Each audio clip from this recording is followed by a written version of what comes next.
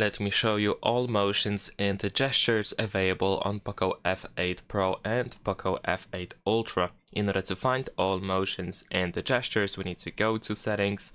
Now over here, we're gonna scroll down a little bit, and then we should be able to find additional settings. And over here, we can find the gesture shortcuts.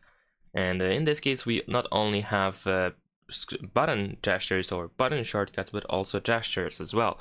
So for example, we can use the power button, of course, in order to activate Gemini or Google Assistant.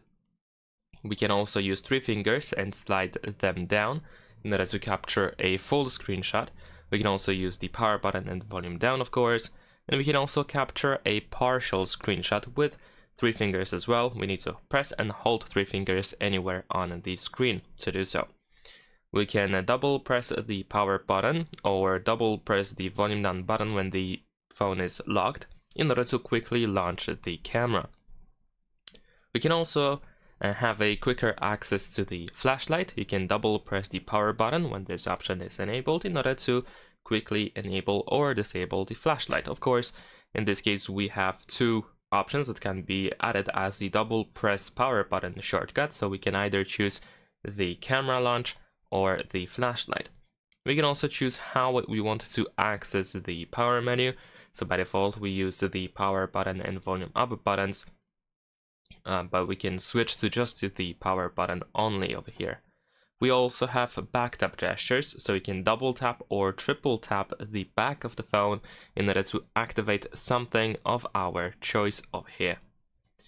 Now, that is pretty much it. These are all the standard gestures that we can somewhat customize.